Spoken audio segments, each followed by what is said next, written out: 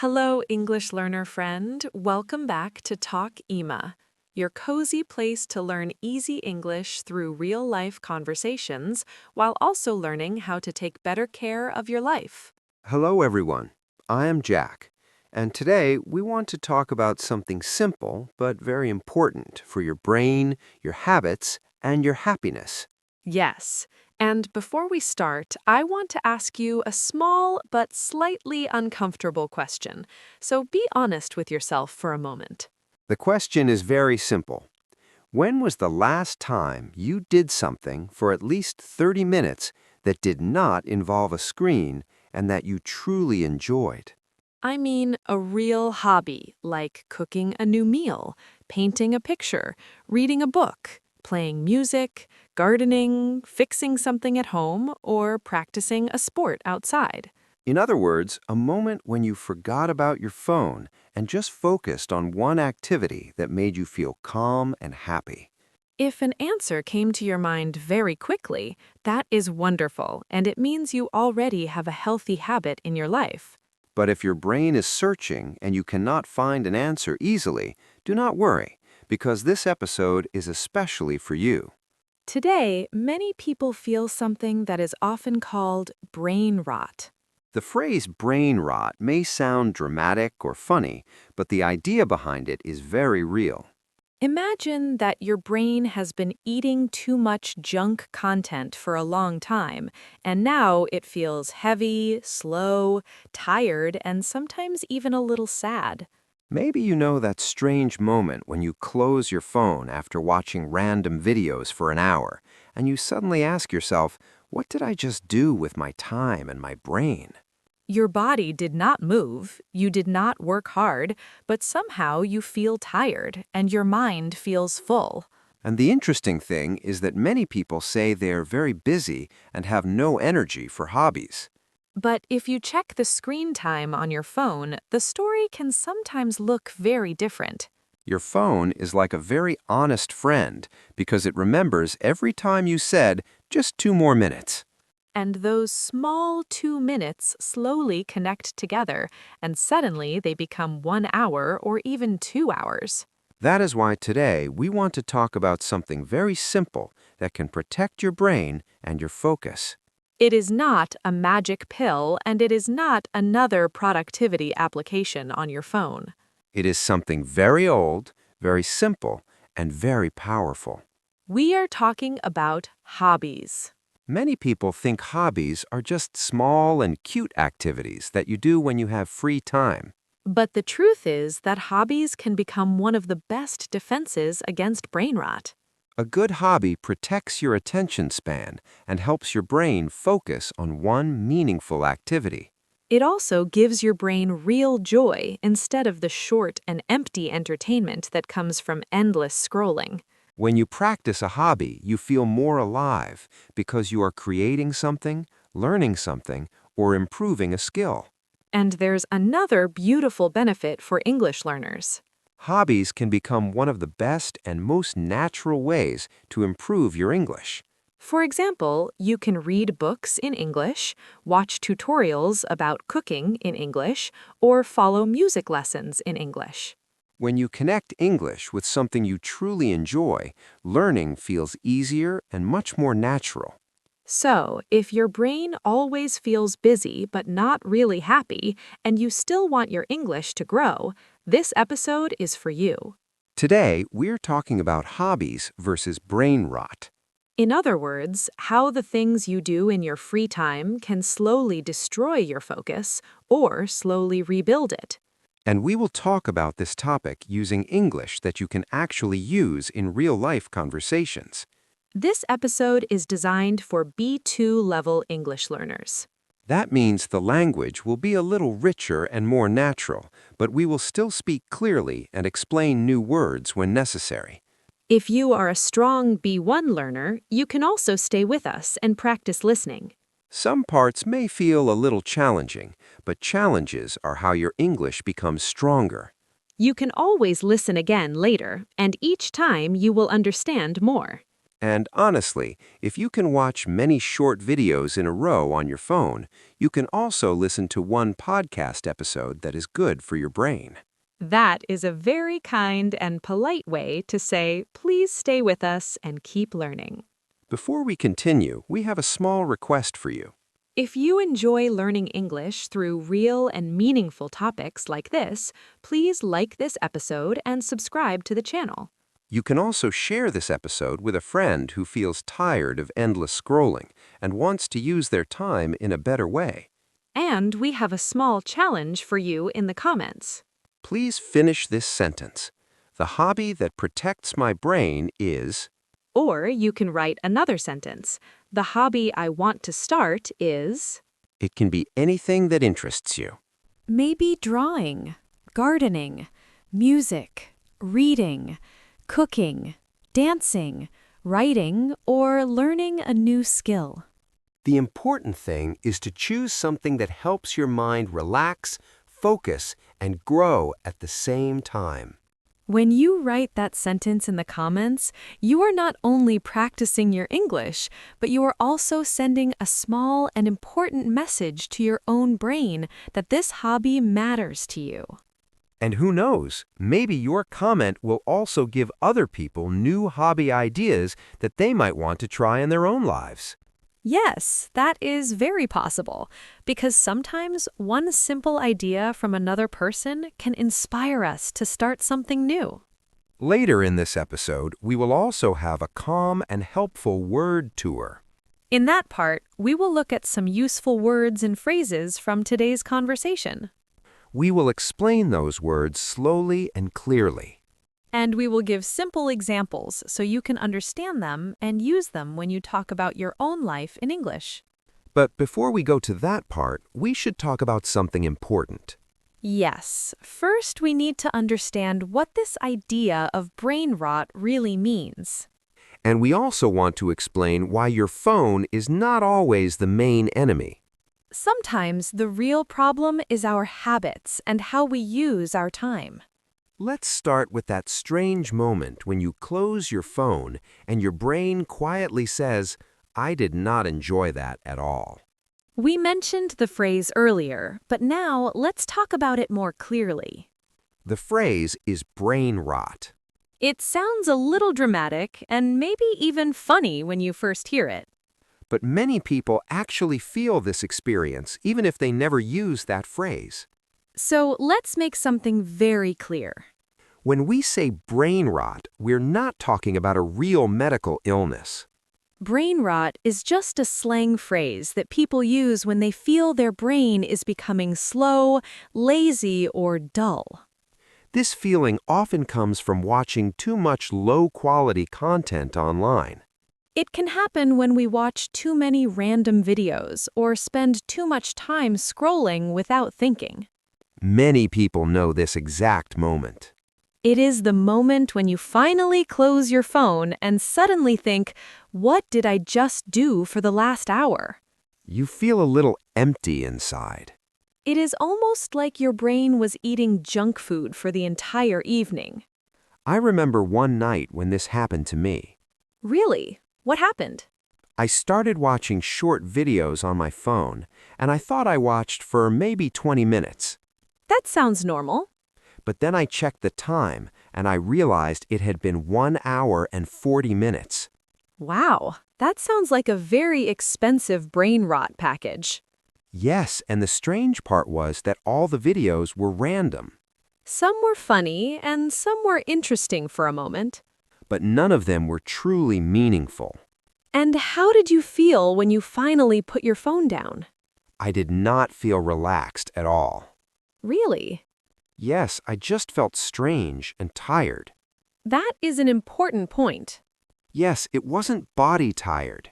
It was brain tired. Exactly, my mind felt heavy. Many people feel this way after long scrolling sessions. And a big reason for this feeling is something people call doom scrolling. That is an interesting word, so maybe we should explain it clearly. Doom scrolling is when you keep scrolling through negative or scary news. even though those posts make you feel worse and worse. You know it's not good for your mood. But somehow you still continue scrolling. It feels like your thumb is driving the car. And your brain is just sitting in the passenger seat shouting, "Please stop." But your thumb keeps saying, just one more post. So, brain rot is often a mix of many things. It can include doom scrolling, random videos, and endless scrolling with no clear purpose. Your brain is very busy during that time. But it is not learning, growing, or creating anything meaningful. The scary part is that brain rot doesn't only affect how we feel in that moment. It can slowly change how our brain works in general. For example, it can change our attention span. Attention span means the amount of time you can focus on one activity without getting distracted. You open a book and read 2 pages, And suddenly your brain asks, where's the next notification? or you try to watch a 20-minute video, And your brain says, why is this video so long?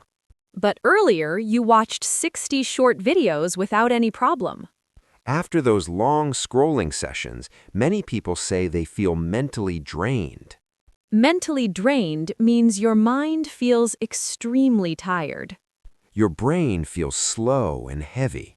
You did not run a marathon, You just sat on your bed. but your brain feels like it ran 10 marathons. That feeling can be a sign that something is wrong with how we use our attention. I think there's another important idea we should mention. What is it? Many of us believe we are bored, but the truth is often different. We are not bored, we are overstimulated. That is a very important sentence. Yes, we are not bored. We are overstimulated. Overstimulated means your brain is receiving too much information at the same time. Too many sounds, too many pictures, and too many signals. For example, messages, videos, notifications, music, and news. It feels like your brain is standing in the middle of a very busy market. And that market never becomes quiet. When your brain lives in that noisy environment all the time, quiet activities start to feel strange.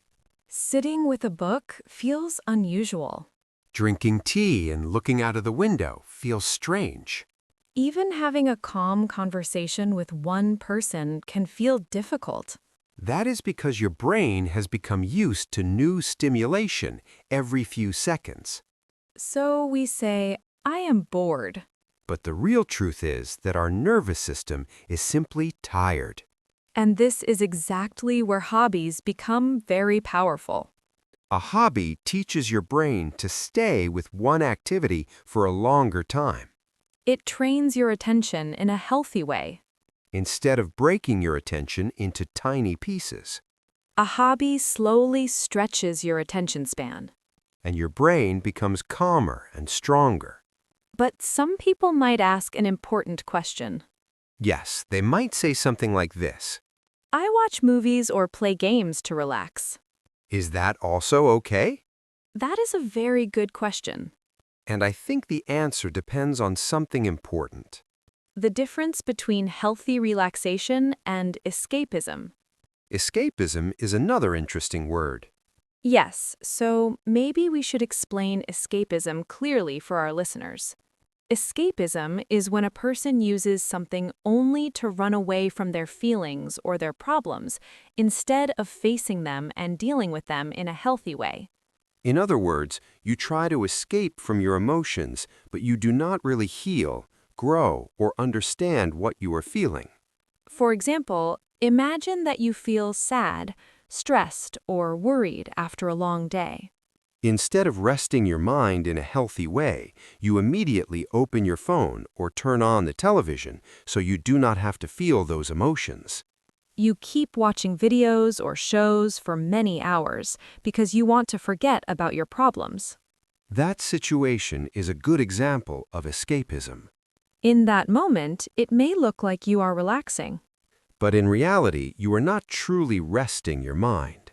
You are simply hiding from your feelings for a short time. A hobby can also be a type of escape. But the difference is that it is usually a healthy escape. A good hobby does not only distract your mind. It actually gives your brain real energy again. For example, when you cook a new meal, draw a picture, play music, work in your garden, or build something with your hands. During that time, you may forget your stress for a while. But when you finish the activity, you come back with more energy and clearer thoughts. Your mind feels lighter and stronger. I remember a period in my life when I watched television shows almost every night. Really? What happened during that time? Every evening, I watched 3 or 4 episodes of different shows. That sounds entertaining. Yes, it was fun while I was watching. But how did you feel when the night ended? I always went to bed feeling heavy and tired in my mind. So what changed for you? One day, I decided to start playing my guitar again. That sounds like a good idea. I did not practice for a long time. How long did you play each evening? Only about 20 minutes. And did it feel different from watching shows? Yes, it felt completely different. In what way? I still escaped from the stress of my day for a short time. But something important changed. At the end of the night, I felt proud of myself. That is a very important difference. I did not feel empty anymore. Exactly. That is the key difference between these two kinds of escape. One kind of escape leaves you more tired. The other kind of escape leaves you feeling more alive. There's also a funny phrase in English that fits this situation. I think I know which phrase you mean. In English, we sometimes call a person a couch potato. A couch potato is someone who spends a lot of time sitting on the sofa. That person usually watches television or scrolls on their phone for many hours. And they do almost nothing physical or active during that time. I must admit that sometimes I have been a couch potato on the weekend. Honestly, I think many people have experienced that feeling. Yes, especially on that lazy Sunday when you watch an entire season of a show. At the end of the day, you suddenly realize something strange. You think, I did almost nothing today. But at the same time, you still feel tired. Hobbies slowly change that situation. You may still sit on the sofa sometimes. But you are not only a couch potato anymore. You can also become a painter, a reader, a runner, a singer, or a musician. Instead of saying, I only eat and scroll on my phone, You begin to say, I cook, I draw, I play music, I build things, and I practice new skills. that small change can transform the story you tell yourself about who you are. One of my favorite feelings in life comes from hobbies. Which feeling are you talking about? I love the moment when you lose yourself in something. Losing yourself in something means you become deeply focused on an activity. You become so interested in what you are doing that you forget about time. And you also forget to check your phone. For example, when I draw or paint, I sometimes begin with a simple plan. What kind of plan? I tell myself that I will draw for only 10 minutes. But then something surprising happens. Suddenly, I look at the clock and almost 1 hour has passed. I have a similar experience when I play the guitar or when I write something. What happens to you during that time? I become very focused and calm. And when you finally check the clock? I feel surprised because 40 minutes have passed very quickly. After that time, your brain does not feel damaged or tired. Instead, your brain feels nourished. Nourished means your brain received something healthy and meaningful. It feels full in a positive and satisfying way. It's like giving your brain good and healthy food. That feeling is the complete opposite of brain rot. Instead of brain rot, it becomes brain growth. That is exactly what we want for our listeners. We hope everyone can find at least one activity where they can lose themselves in a healthy and meaningful way. At this moment, some people may be thinking something.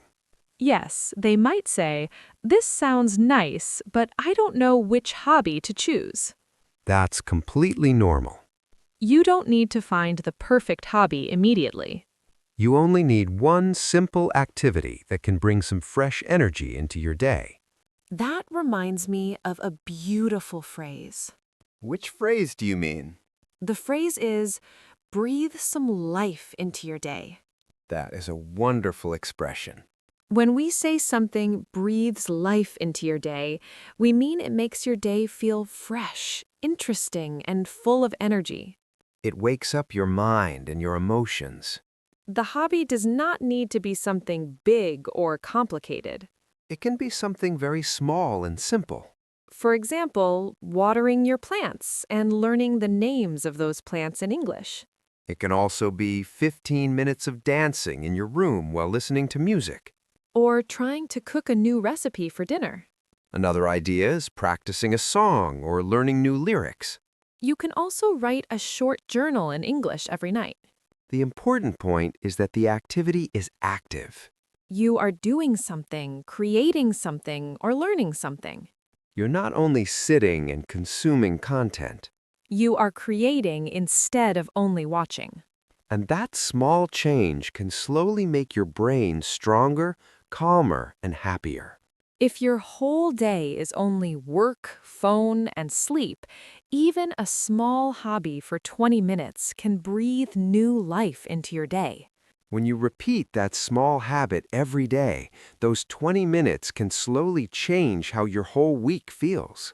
That small moment can give your brain a break from endless scrolling and constant screen time. It can also give you a sense of progress and satisfaction that many people miss in their daily routine. And because this is an English learning podcast, we should also talk about something important. Hobbies are not only good for your brain, they are also amazing tools for learning English. Yes, when you combine a hobby with English, you create a very powerful learning method. Instead of studying English only from books, you start using English in your real-life activities. For example, if you enjoy cooking, you can watch cooking videos or recipes in English. You can also write your own recipe notes in English when you try a new dish. If you enjoy playing games, you can join online communities where people speak English. In those communities, you can talk with other players and practice your English naturally. If you love photography, you can take pictures and write short captions in English to describe them. You can describe the place, the light, the colors, or the feeling of the moment. When you learn English this way, it does not feel like boring study. Instead, English becomes a natural part of your daily life. Your brain starts connecting English with things that you enjoy. It no longer feels like something connected only to exams or homework. So, the same hobby that protects your brain from brain rot can also help your English grow. That is a wonderful combination for learning and personal growth. I think this is a good moment to stop and think for a moment. Yes, this is a moment for a little reflection. Or we could say it is a moment for some food for thought. That is a beautiful expression. Food for thought does not mean real food that you eat. It means an idea that gives your mind something interesting to think about later. It's like giving your brain something meaningful to reflect on. So here's our food for thought for today. Imagine that someone recorded how you spent your free time for one full week. When you watch that recording, what would it look like? Would it look more like brain rot? Or would it look more like brain growth? If your honest answer is brain rot, that does not mean you are a bad person. It only means that your brain may be hungry for something better. Your mind may be asking for activities that give it real energy and meaning. So maybe the solution is very simple. Choose one small hobby. Not 5 hobbies and not something complicated. Just one simple activity that can breathe life into your day. It could be 10 minutes after dinner. It could be 15 minutes before you go to bed. or maybe a small activity on the weekend. Then pay attention to how you feel after 1 week. Do not expect something perfect or magical. Just notice if you feel a little more alive and more focused. That small change can become the beginning of a very different story for your brain. And it can also become the beginning of a stronger connection with English. Now, I think this is a good moment to slow down and review some important words from today. Yes, let's take a calm word tour together. We will look at some useful words and phrases that we used in this episode. We will explain them slowly so you can understand them clearly. You can repeat the words after us if you want to practice your pronunciation. Let's begin with the feelings of a tired brain. The first phrase is brain rot. Brain rot is a casual and modern expression. People use it to describe the feeling when the brain consumes too much useless or low-quality content. When that happens, the brain can feel slow, tired, and empty. For example, someone might say, after 3 hours of random videos, I felt like I had brain rot. Another example could be, too much junk content can give your brain rot. Now repeat the phrase, Brain rot. brain rot.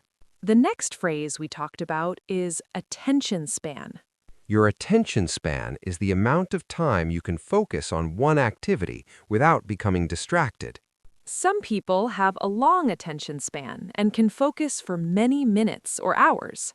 Other people may have a short attention span and become distracted quickly.